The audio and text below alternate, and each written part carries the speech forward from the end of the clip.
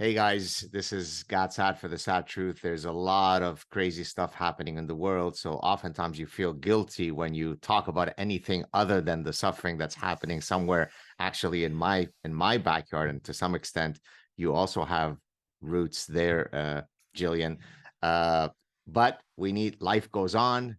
I've got today with me arguably the biggest fitness and well-being guru in the United States, Jillian Michaels. How you doing? I'm good. How are you?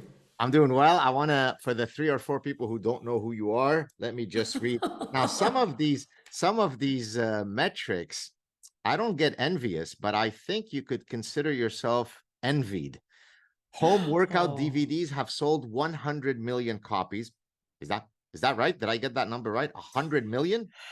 well, remember DVDs were a different time, so you couldn't just stream everything for free on YouTube. So, yeah. Look at her trying to be all modest. No, it's true. It's the truth. Now it's a very different game, but at that time, yeah, you were able to better establish a monopoly in the space, if you will, and that's how I think I I pulled hear it you. off. Emmy nominated TV personality who has starred in several hit TV shows, creator of the fitness app, host of the Keeping It Real Conversations with Jillian Michaels podcast. I've been honored to be on it twice. Second one should be dropping soon. Am I right? Absolutely right. Right. I believe. I think it might be next week, Oh, actually. right. I'm so excited. Great conversation as always. And then finally, eight-time New York best-selling author. Eight times? Eight times. God. Also, when you couldn't get fitness and nutrition advice on the web quite so easily, books were the best avenue to educate yourself in that arena. So again, I was able to be successful in that space at that time. Congratulations. Maybe we could start there. So what was your journey to become the expert that you are in terms of fitness and well-being? And to our point, some of your answers that you're giving now so modestly is that, the ecosystem is now very cluttered, whereas perhaps when you came in, you had the first mover advantage. So tell us that whole story so that people know your story. I absolutely did. Well, the interesting part is that if we talk about your new book, about happiness, and you discuss pursuing a career that brings you purpose, this was a very purposeful path for me because as a kid, I struggled with my weight, and it was rooted in family dynamics. And it wasn't until my mom had the foresight to get me into martial arts, not for my weight, but rather as an avenue to build self worth, self esteem, resilience. I lost weight over the course of several years, but I learned to appreciate fitness as transcendent. The more I felt strong physically, the stronger I felt in other facets of my life. So at 17, I was training for my black belt because I had started karate at like 12. And people would see me in the gym and they thought I was a trainer. So they would ask me, how much do you charge? And I'm thinking, like, for what? And I ended up taking on personal training clients for $15 an hour. And luckily, my mom had the foresight to suggest I get some sort of credential. So she paid for my first fitness training certification through a company called ACE. And it really sort of took off from there very organically. I had a brief, it wasn't too brief actually, about 5 year period in my 20s where I went through I should get a real job thing. Never been more miserable, as you suggest in your book, right? Never made less money. And the long and the short of it is that I ended up back in fitness, opened up a sports medicine facility by the time I was 30, and then ended up on TV by the time I was 31, and here we are. How did you get on TV? Was there a particular path or was it just the serendipity of life? It was the serendipity of life. So that foray into a quote, real and responsible job was in the entertainment industry. So I ended up meeting a lot of agents, and one of them was training at my gym. The sports medicine facility that I'd opened also had a personal training facility. And he heard about the show on NBC and he's like, you should really go in for this. And I actually hate reality TV, can't stand it. And I hated the name The Biggest Loser, so I didn't want to go in. I was like, this is gross. I hate this name. I hate reality TV. So he convinced me to go. He's like, what do you have to lose? Just go. You don't have to take the job. And I ended up getting the job. And the long and the short of it is, a blessing and a curse, if you will. So it gave me this incredible platform, but it also had some significant downsides, which is why I ended up leaving the show for the third and final time, I believe in 2014. But it was through that crappy job that I ended up making the connections to establish a public platform on television. So yeah, pretty serendipitous. Wow. So going to the second part of that question, which was, what are your thoughts about how cluttered the space is today? Before you answer that, let me just kind of Yeah, contextualize it in other situations. So, for example, when I first came into the long form, podcast genre, there were very, very few people who were doing I mean, yeah, of course, there was Joe Rogan, and certainly in academia, there was no one no one. that I'm aware of. Now, fast forward 10 years later, I probably receive, 50 invitations a week to appear on podcasts. And many times it's just someone that just opens up their laptop and says, I've got a new podcast, because the barrier to entry is so small. You just need a laptop. You need to. And so what that creates is a difficult situation. I mean, from my perspective, who should I Yeah. be saying yes to? On the one hand, you want to promote and encourage people to find their voice. So you're saying, hey, get out there, your voice matters, start something. But on the other hand, if everyone thinks they've got something interesting to say, if everybody wants to be the next Joe Rogan or Jillian Michaels, then you very quickly get overwhelmed with requests. So in the fitness environment, I think it's the same thing. Everybody is a fitness life coach. Everybody has their own personal stories. So how do we navigate in trying to decide who is the real deal Jillian Yeah. Michaels and who are all the faux folks who are peddling all kinds of nonsense to us? The first thing I would look for in an expert is education and then passion. Because at the end of the day, if you're turning to somebody for advice, you need to make sure that advice is credible and safe. So we want it to yield results, right? But we want you to achieve those results as safely as possible.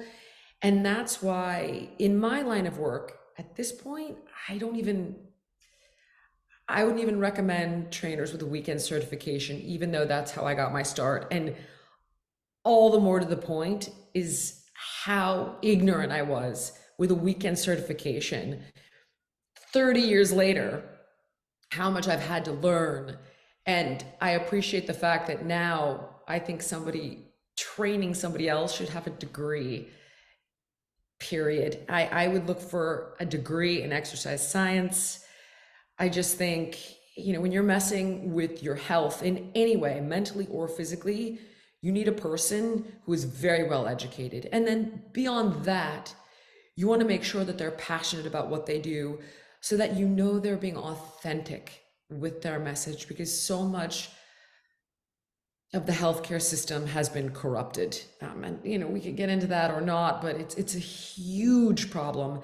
And you also need to identify with the person who's working with you so you feel safe and you feel motivated to take their advice and continue onward with it.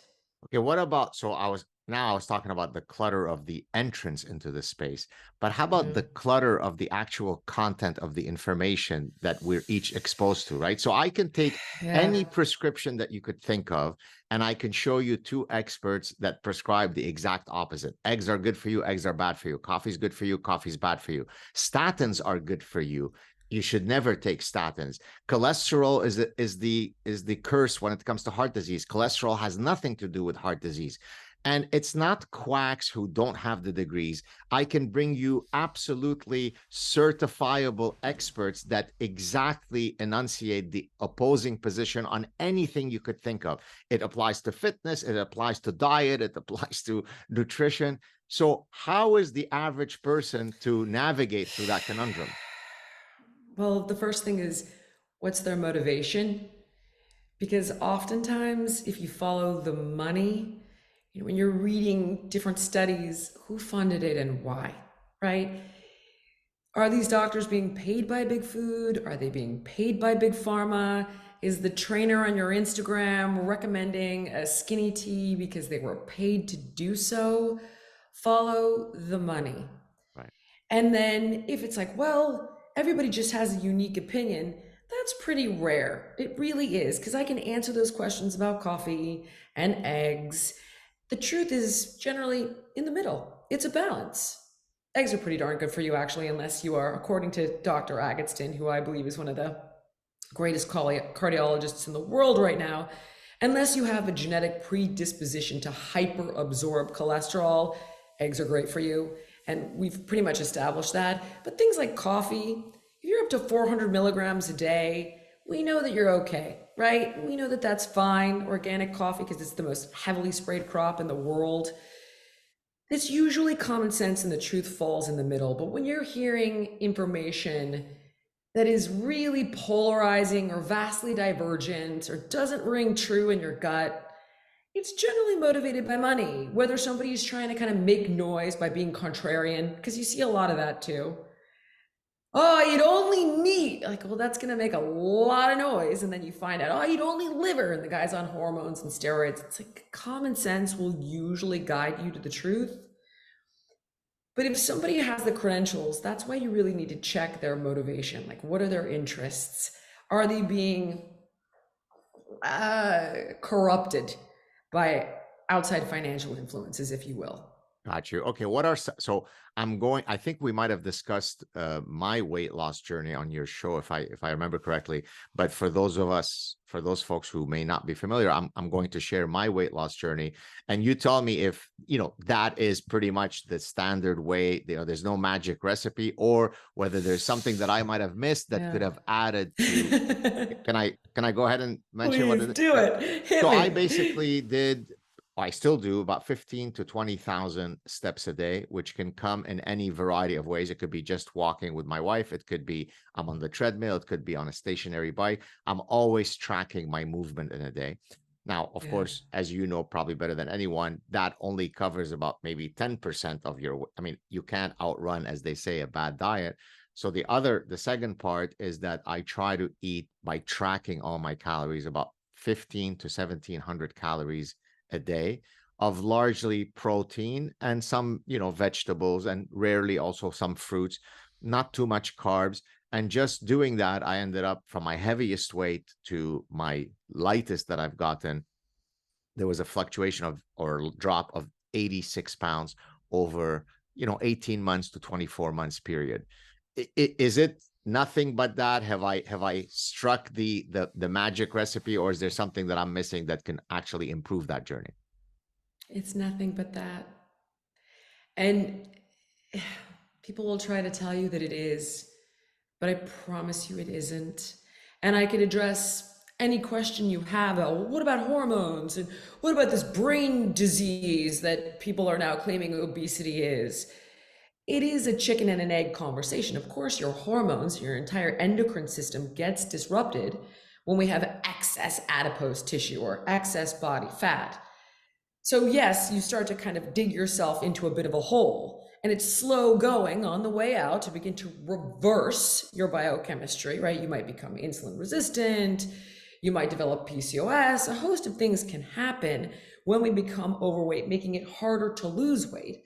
So let's say the car is in reverse in that situation, right? We got to get it into neutral, then into first, then second, then third, then fourth. But when you do the things you're talking about, we can gradually begin to climb out of the hole and get the car from reverse into drive. And by continuing onward, controlling your calories in, moving more, right? Burning more calories, getting more calories burning out. It's really kindergarten math and common sense. And anybody who tells you otherwise is selling you something. And I wrote that book on hormones and metabolism, and it was it was called Master Your Metabolism, monster bestseller. I wrote it with an endocrinologist. But at the end of the day, it is eat less, move more, and use common sense with your food choices. It is that simple, period. So it is, I mean, you are a proponent of the calories in, calories out. If my basal rate is 2,200 calories, if I eat Yeah. 1,700, I'm 500 down. Do that for 7 days, I'm 3,500 down. Therefore, I'm 1 pound less fat. Is that the math? Pretty much. It can vary a little bit, and some people will argue, like, well, hold on, how come my boyfriend can eat whatever he wants and never gain weight? Yes, we all have a different basal metabolic rate. That's not a genetic disease. And it's not a genetic uh, predetermination of, like, oh, you're going to be overweight. This is just not the truth. So, for example, I burn 1,300 calories a day if I didn't move at all, right? My brother burns 2,000 calories a day. I don't have a genetic disease because I burn less. I just unfortunately am in my late 40s. I'm 5'2" and I'm 115 pounds. I don't get to eat as much as he does at 5'11" at 31 years old as a man. That's just life. And people think, oh, this isn't fair, therefore I have a disease. Or I don't want to take responsibility, therefore I have a disease. And these doctors are telling me I have a disease, so therefore I must have this disease. But the reality is, you don't have a disease. Obesity is not a disease. It's just simply we are eating more than our body can manage. It is that simple. I'm not saying it's easy, because we eat too much for a variety of reasons, which are pretty complex, actually. But losing weight is really an energy equation. Health is a bit of a different story. So if we ate nothing but Twinkies, right? There's a diet called the Twinkie diet by a professor of nutrition. I believe his name is Mark Haub. And he illustrated that he could eat nothing but crap, Twinkies, it was called the Twinkie diet, and still lose weight because he ate less of them. And Exactly. he did improve his biomarkers, his total cholesterol went down and all the things. But skinny people also have type 2 diabetes, right? And heart disease and cancer. So that's where the quality of your food comes into play, is your overall health. But you can shrink by eating less and moving more, and it's still better for you at the end of the day. Right. I guess there's a two-pronged approach as to why people sing some of the stuff that you're talking about. The Yeah. obesity is a disease, removes the agency from me. I can't control the fact that I have a disease. Therefore, it is what it is. And therefore, it's external locus of control. The second thing, which is arguably as insidious, if not more, is the Yeah. argument that I am healthy and beautiful at any weight. And I think that's where you got into trouble with the perfectly weighted Lizzo, because it would be wrong for us to say that a 840 pound Oh, woman is the wrong weight. She's gosh. beautiful, she's strong, she's healthy. And there's absolutely no medical proof that being 400 pounds overweight has any negative downstream effects. Of course, I'm being satirical, but Yeah. aren't those the two frontal attacks that actually are terribly harmful to people, right? You want my physician Yeah. to tell me, hey, Gad, you have to start losing weight. You have young kids. Imagine if he said, no, Gad, you are perfect at 250 pounds. Don't you dare lose a pound. It's a disease. You can't do anything about it. Well, here's what's really scary is that if your doctor does suggest that you have to lose weight, it can be considered racist or ableist. So doctors are now terrified to say anything at all. But conversely, enter Ozempic, Mounjaro, all of these semaglutide and weight loss drugs. They're now being financially motivated to say, aha, hold on, it's a disease. And if you take these drugs, they'll help you lose the weight because you can't do it any other way because you have a disease. And in fact, new research is coming out. There have been many articles written that doctors are clamoring to get into this business because they can easily make over $700,000 a year prescribing Ozempic. And if a doctor even discusses obesity with a patient, they can bill Medicare, I think, an extra amount just for having that conversation. It's very financially motivated for a host of reasons. So conversely, it's like, oh, you're healthy at any size. Oh, wait, no, no, no, no. It's actually a disease.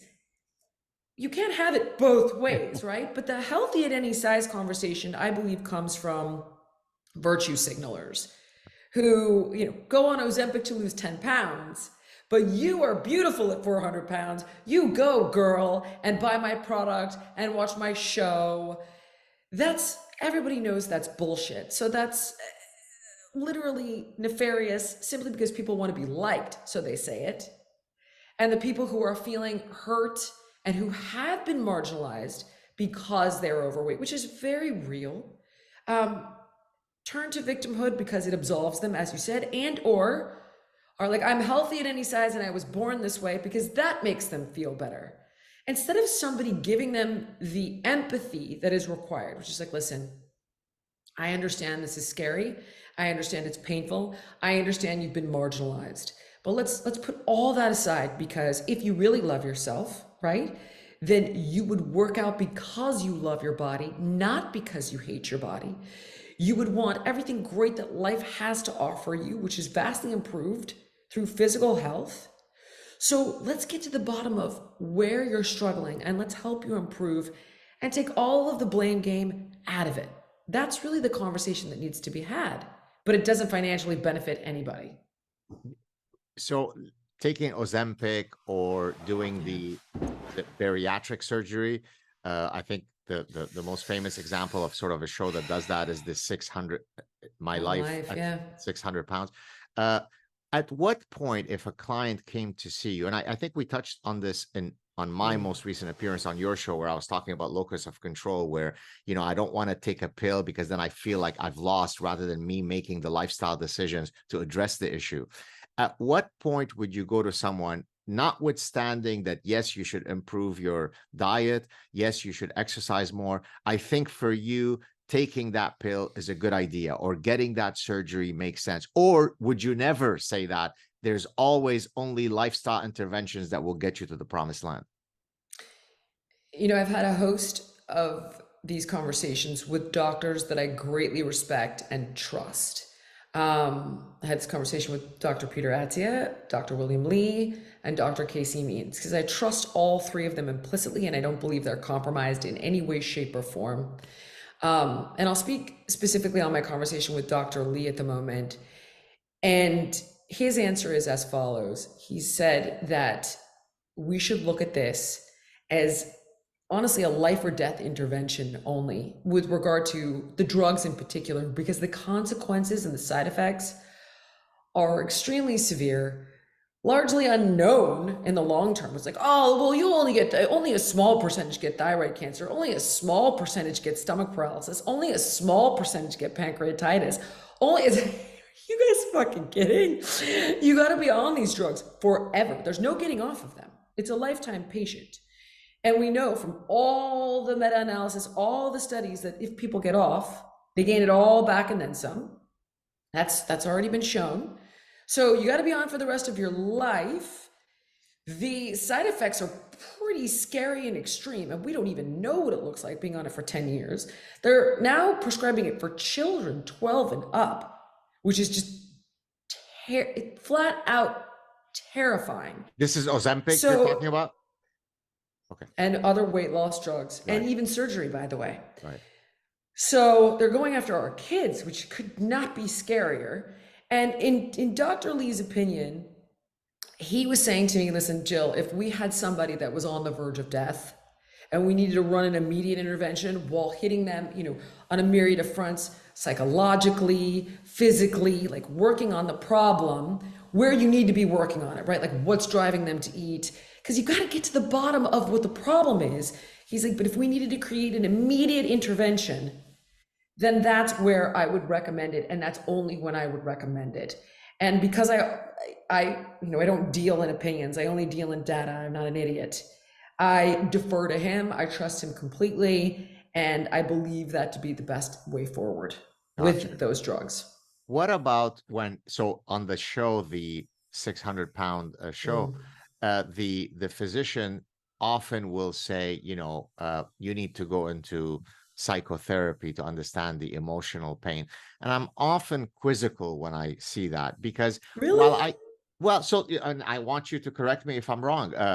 Okay. In many cases, I think that one can draw a causal link between someone's food hoarding and some emotional issues that might cause that food hoarding.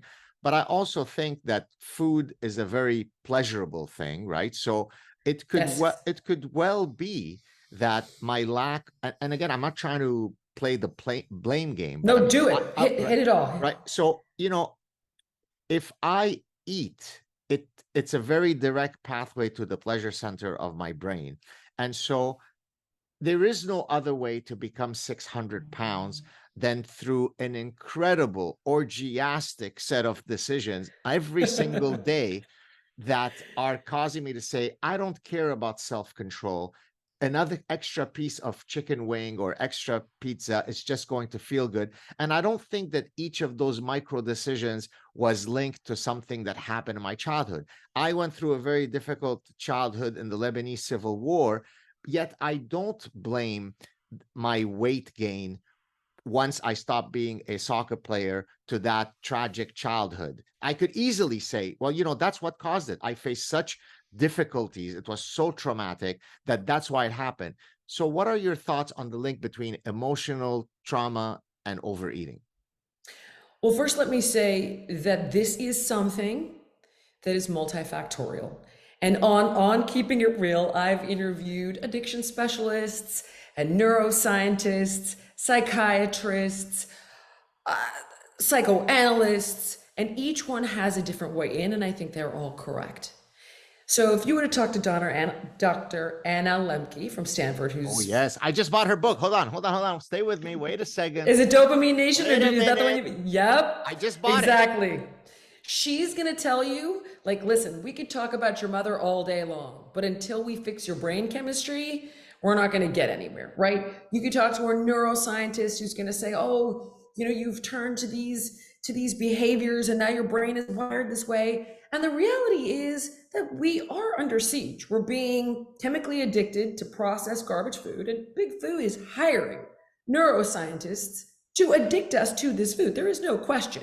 And it will light up the dopamine centers of your brain like cocaine and nicotine. It proven. You're 100% right. But I do believe that we are psychologically hungry on some level. So they're exploiting that psychological hunger when we're stressed, when we're sad, when we're depressed, when we're lonely, with dopamine hit, dopamine hit, dopamine hit. Now, having said all of that, right, there, in my opinion and my experience, is without question for people that are addicted to food, there are links back. And I'll give you a few examples. And my mom happens to be a psychoanalyst. So my entire tenure on Biggest Loser, behind the scenes, she would help me try to help the people I was working with. But unfortunately, it needs someone like my mom for a very concentrated period of time to help them get to the bottom of it. But here's an example of what I'm talking about. Sure. There was a boy on Biggest Loser who was 18 years old named Austin. And he showed up with his dad. It was like a partner season or something. And these guys had lost like 100 pounds each in 2 months. But it was the holidays. So on Biggest Loser, they would always go home for the holidays, even though the show would frame it like, we just want to see how you do at home. So they both go home for the holidays. All the contestants go home for the holidays. They all come back to the ranch. They all start weighing in. That one loses 10. This one loses 8, 5, 15. Ken gets on the scale, the dad. He loses nothing. And everyone's like, oh, strange. Austin gets on the scale, the 18-year-old, and he gained like 5 or 6 pounds. Immediately, the contestants start co-signing each other's bullshit, right? Oh, you're traveling, so hard to get the workout in. Oh, there's no healthy food at the airport. I'm like, all right, all of you shut the fuck up. Shut up. Next day, I sit down with Austin. I'm like, honey, walk me through it. Walk me through from when you leave to the moment you get back. And I get all the, there was no food at the airport. I didn't have time to get my steps, blah, blah, blah, blah. Arrives at home. The door flies open. Everybody's there, including his mom, right? Big welcome party. His mom sees him and his father and starts sobbing. And I do not mean tears of joy, because upon immediately seeing her much fitter husband and son, she is also overweight, and she immediately feels abandoned, like they broke the contract, and she withdraws. So what does Austin do? Slams on the brakes with his weight loss and starts eating with his mother. What does the food provide him? An emotional connection to his mother. And he doesn't realize what it's providing him And in my opinion, for Austin, at one time or another, that food meant his psychological survival because it's a primal abandonment should he give it up. So I Interesting. think for some people, there are without question deeper factors there. Sexual abuse survivors. I think that food can represent coping mechanisms and defense structures for certain individuals. And that's an example. Yeah, I think now that you're speaking, I think the way that I framed the question was too broad, as if emotional reasons, Yeah. it is never an explicative cause. And of course, that can't be right because, as you said, it's, every almost every phenomenon that we can talk about is multifactorial. So I appreciate that. 100%. Got you. All right, let's move on. So I think we've covered a lot of what a lot of the people would want to hear about. Let's kind of segue into other possible areas. So when you were kind enough to invite me last time on your show, it was to discuss happiness. In the times that I've spoken to you or seen you in public settings, you always seem to have a radiant smile. You always seem to be happy. So I'm not even sure if anything that you read in my book was of any value because you've already, cracked Tons, the secret. actually. Thank you. So what is Tons. your pathway? Are you, what is it something that you've had to work on? Uh, or is it something that, you're innately a sunny disposition person? Is it a bit of both? Tell us your journey towards Mount Happiness. You know, you actually helped clarify for me what happiness is. Because it isn't whistling zippity doo dah every single morning. It's having a partner that you love spending your life with. It's having a job that does bring purpose into your life. And I'm fortunate enough to have those things. I'm not prone to depression, so I'm very lucky with that. But I can be prone to a negative mindset. I I'm very susceptible to outside influences on my mood. Um, and that is something that I have had to learn, quite honestly, I hate to say this, but to tune out. And, my wife and I were having an argument yesterday about what's going on in Israel, and she's telling me these horror stories. And I'm like, I don't know how many times I need to tell you. I don't want to fucking hear it. And she's like, you need to know what's going on in the world. I'm like, for what? What do you think I'm going to be able to do about this? This has been going on since the beginning of humanity. And then I'm like, and there's genocide here, and there's genocide there, and there's genocide over here, and then I'm like, we all just need to be extinct. like I am very susceptible to that, and I can become very nihilistic if I'm not careful.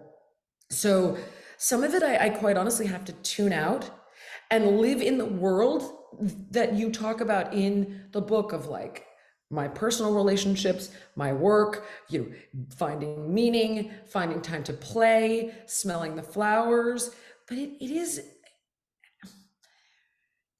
is something I have to work on because I can go down that rabbit hole fast, and I really don't know why, but it's something I know that I'm susceptible to. Well, but just the mere fact that you've got the introspective ability, that's already half the battle won because many people don't have that ability, right? So how, to use the old cliche, you first have to recognize that there's a problem before you can do something Right. about it. So the fact that at least you're susceptible to that negative mindset and that nihilism, Oof. I think you said, Yeah. allows you to then set up the strategies to inoculate yourself against those outside forces that you can't control. Is there a way for us to teach people how to be more introspective? I'm gonna say that's your job. That's why I love you.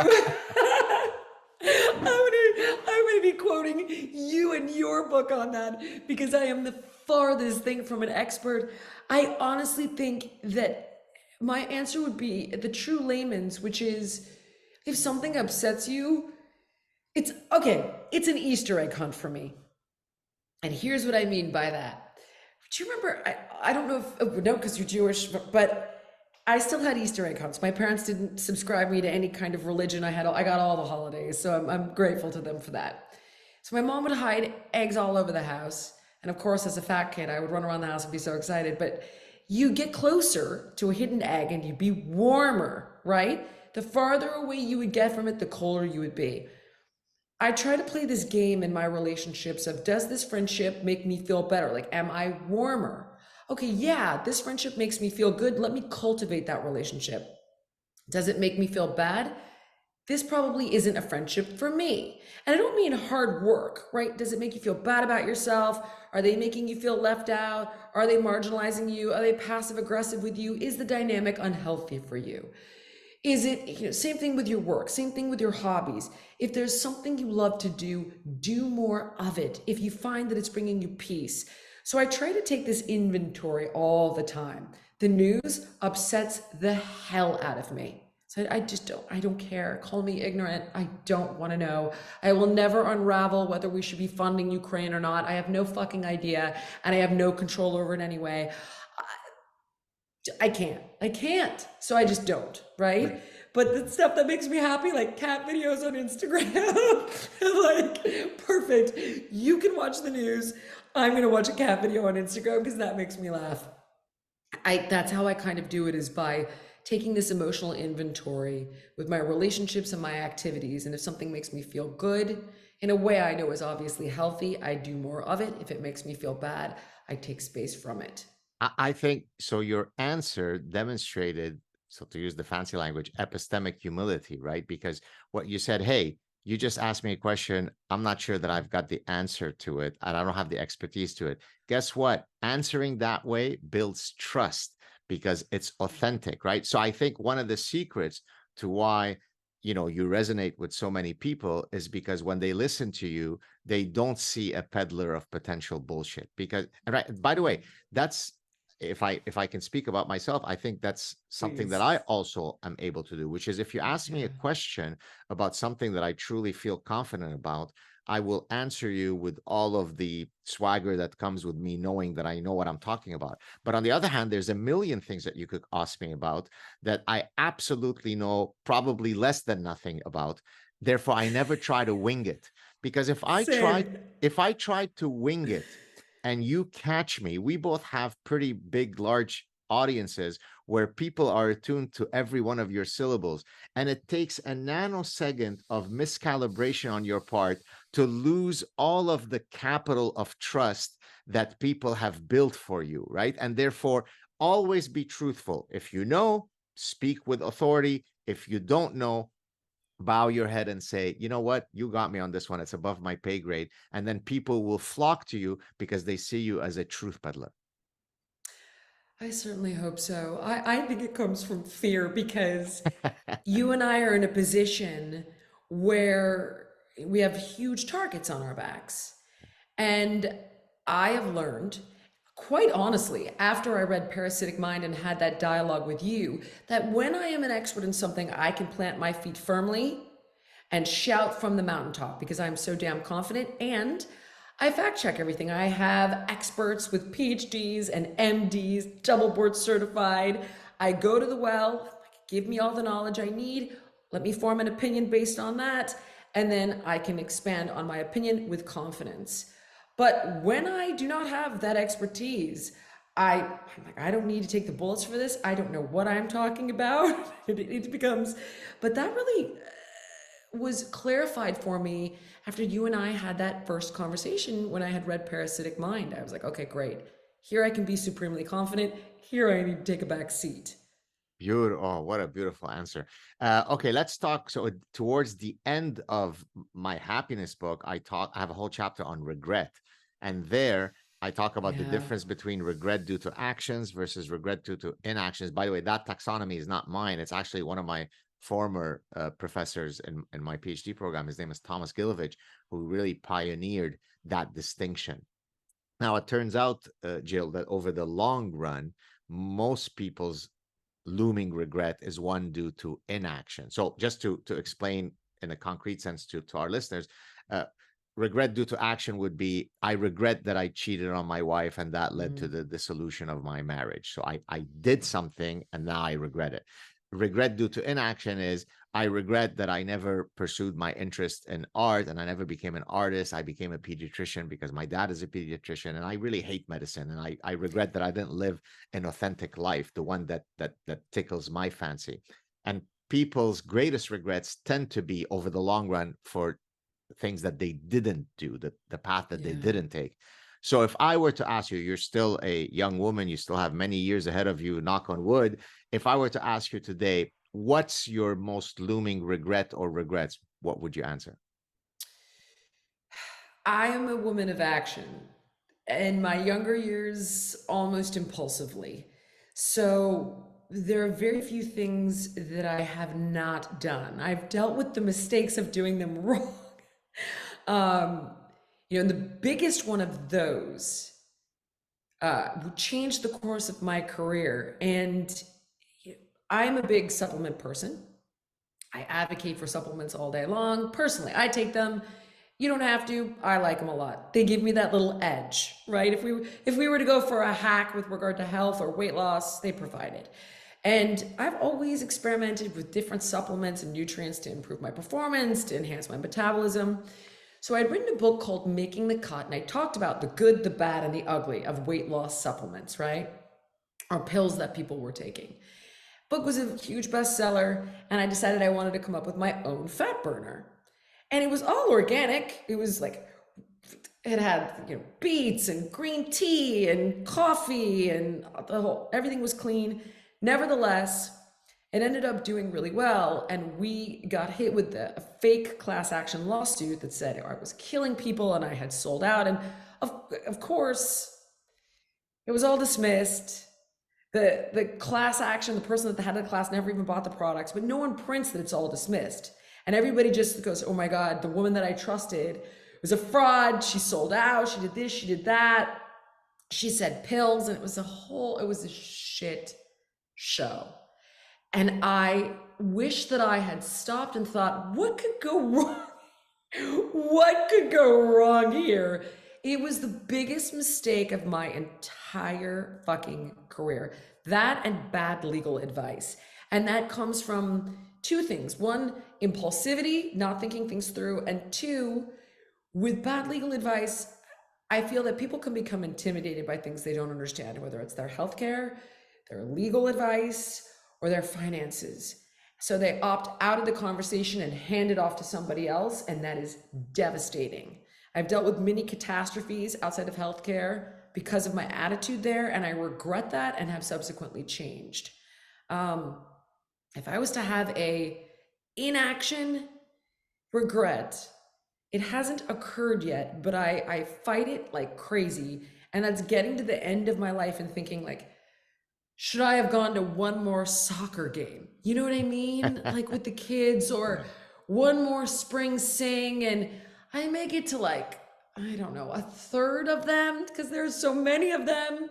And it's like you have to work and you're juggling all these balls and you think, but I'm the one that has to work. I have to pay for everything. Like I have to do these things. I have to travel for work. I have to, and then I wonder, am I really going to hate myself for this? That's the part that scares me. So I try so hard to like find a balance, but it does worry me. Is there going to be the soccer game that I miss and the kids hate me for? So that's the one that I'm a little concerned about I mean, not doing. from a parental regret perspective, my only regret so far, and may it hopefully be the only one that I ever experienced, is Yeah. that I regret that. So I speak four languages and my wife speaks three. Two of the languages I speak, she doesn't speak, and one of the language, so she speaks Armenian, I don't. I speak Arabic and Hebrew, and she doesn't. So between the two of us, we cover five languages, and God. yet our children only really, I mean, they might recognize little words here and there, but they, I mean, fluently only speak French and English.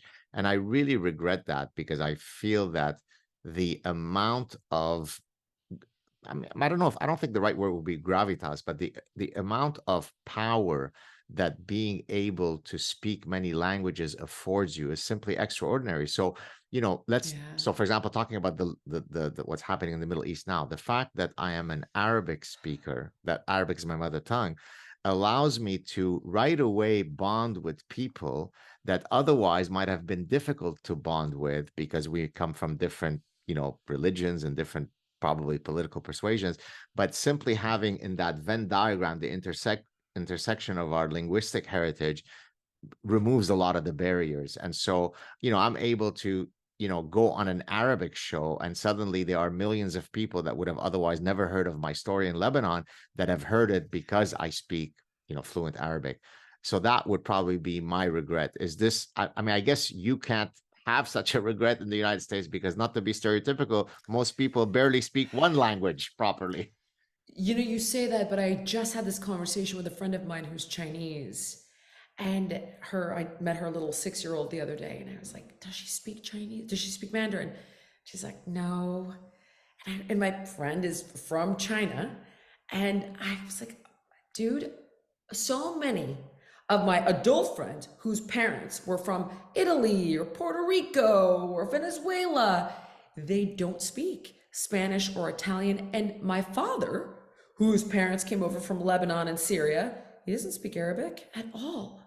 And I Wow. wonder if it's because I don't know, you'd have to tell me, but So it's I'm very think common what you're talking about. so Very common. I'm thinking that if one wants to be charitable about it, it's, hey, you're moving to a new land, put away all the other stuff, assimilate yourself. So in that sense, that reflex is quite noble, right?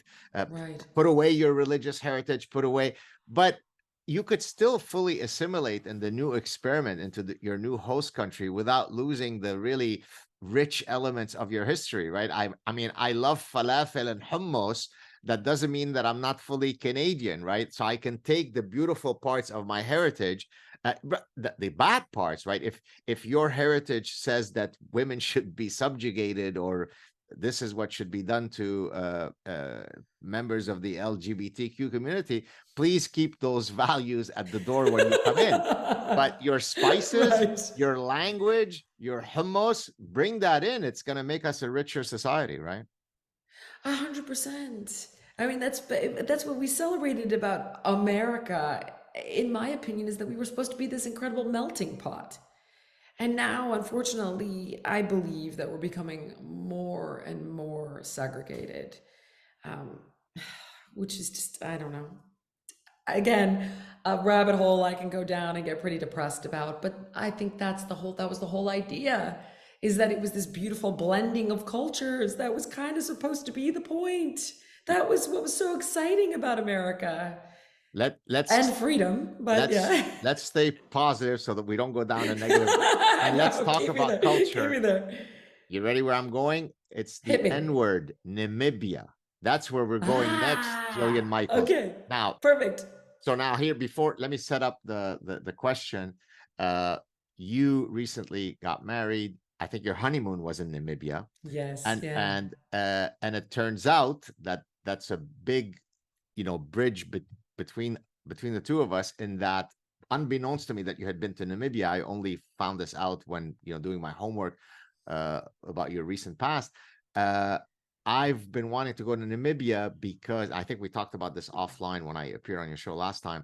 I have this fascination with this particular. I mean, there is the desert lions, but even more mythical is the long-haired desert hyena of Namibia.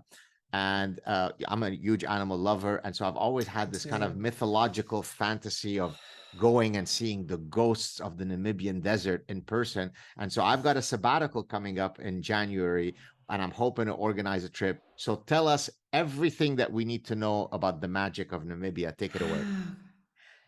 Namibia is unlike any other part of Africa that I've been to. I personally find it to be the most magical continent. I'm obsessed with it. I've been to the Congo, Uganda, uh, Zambia, Zimbabwe, Botswana, South Wow. Africa, Namibia. I love it. I always go back. It's Typically one of it's just professional or just for pleasure, for personal? just for pleasure, Okay. but uh, I went to the Congo for with the UNHCR on a refugee trip, the United Nations Refugee Agency. I actually wanted to work with regard to what was going on in Syria because I was like, I have Syrian blood, and they're like, yeah, no, we've got Ben Stiller and Angelina Jolie on that. If you could go to the Congo, that'd be great. I was like, all right, sure. So that was one of the reasons I ended up in the Congo. But um, Namibia, the reason I bring up all those different places is because it is unlike any other part of the continent that I've seen to date. and it's where the desert meets the sea. Um, it feels otherworldly, I'll be honest with you. Exactly, exactly. Yeah, you feel like you've just landed on a different planet. So whether you're climbing these massive, majestic sand dunes, or you're going to the Skeleton Coast, which I believe is one of the most dangerous stretches of coastline in the world, littered with shipwrecks and whale bones and these crazy huge seal colonies, and then you're watching like jackals kill baby seals. I was sobbing, by the way. I love Africa, hate the kill. The Yeah, kill I makes me know. miserable. And I always see one, which is so frustrating.